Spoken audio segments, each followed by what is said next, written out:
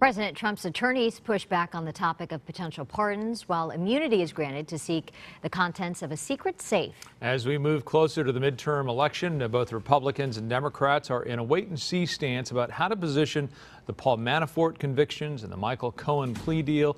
Joining us now, Congressman Adam Schiff of Burbank. He's the ranking member of the House Intelligence Committee. Welcome back, sir. Good to see you. Good to see you. Before we get into the politics and the criminal cases, I know you have some thoughts on Senator John McCain and his passing. I do. I had the chance to travel with him a number of times to national security conferences, and he was one of a kind, just incredibly courageous and blunt and straight talking. But he also had a wonderful sense of humor, and you didn't really appreciate that until you spent some time with him. He always used to introduce me the same way. I'd like you to meet Adam Schiff. He's a good guy for somebody who gets things right about 0% of the time. He used to say of Lindsey Graham, who's probably his closest friend in Congress, I'd like you to meet Lindsey Graham. He's a good guy. Everybody knows Lindsey. Few people like him.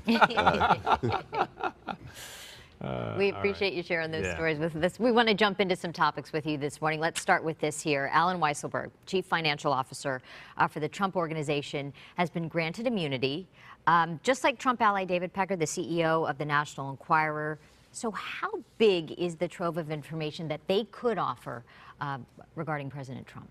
Well, it could be very significant. In the case of Pecker of the National Enquirer, if they've been buying these capture and kill stories about the president, scandals involving the president, that evidence obviously could be very damaging to the president. But what the Treasurer Weisselberg knows could be far more significant. And I think the question there is, did authorities question him about more than the hush money payments?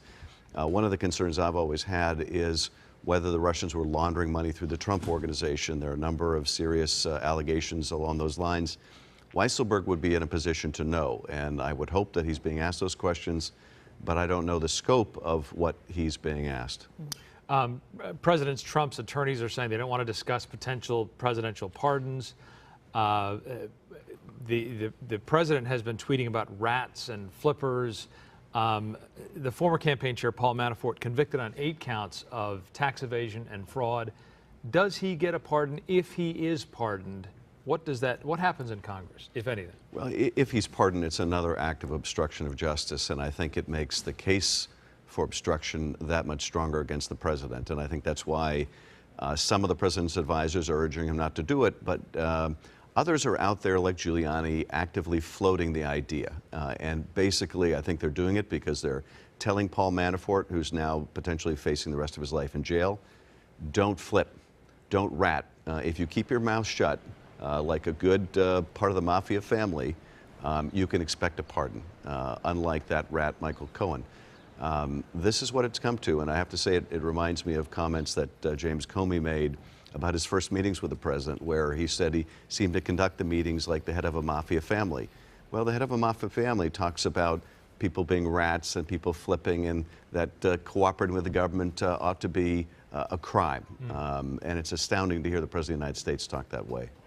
Attorney General Jeff Sessions continues to take heat from the president for recusing himself from the Russia probe. Will Sessions survive this? And then what would the implications be if he were to be fired? Well, of all the events of last week, I thought the most disturbing actually came out of the Congress, and that was when 2 prominent Republican senators said, if the president wants to get rid of Jeff Sessions, we're fine with that, and we'll help him find a replacement. It's one thing to say a president should have confidence in his attorney general. It's another thing to say if the president doesn't like his attorney general because his attorney general won't make a criminal case go away that implicates him and won't persecute his political rivals, that is completely not okay. And for the Congress to give the president any idea that that would be supported, I think is a real betrayal of our system of checks and balances. Some of those folks in the Senate like to model themselves after John McCain. John McCain would never tolerate that. And I was proud to see people like Jeff Flake and Ben Sasse on the GOP side speak out and say, no, we're not going to replace him if you fire him because he's not the political hack you want him to be. So this is a real threat, I think, to the rule of law. And the GOP needs to signal the president they will not tolerate him getting rid of the Attorney General or anyone else to interfere with a Mueller investigation. Want to talk about Michael Cohen, and he suggested that President Trump, he didn't suggest, he said that President Trump ordered him to make these payments to the two women who alleged affairs, and pled guilty to campaign finance violations.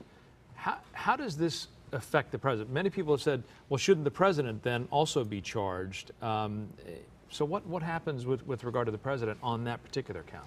You know, I think it's a perfectly fair question. I mean, here you have someone who's pled guilty to 2 serious felonies and who implicates the president in the commission of those felonies. And these are not mere bookkeeping errors. This is not as if, well, the campaign limit is $2,700 and inadvertently you took $2,800.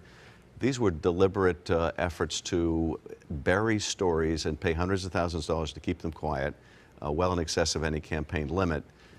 And stories that could have affected the outcome of the election. I mean, weeks before the election, had it been made public that the president was having an affair with a porn star and paying hush money, that could have affected this close of an election.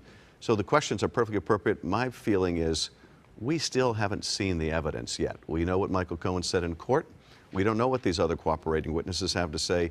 And we also don't know, is this piece of a bigger puzzle that Bob Mueller's putting together? And I think we ought to wait until we see the full report from Bob Mueller before we make any decision about what the consequences should be. Congressman Adam Schiff, ranking member on the House Intelligence Committee, thanks for coming in this morning. Thank you. Appreciate it.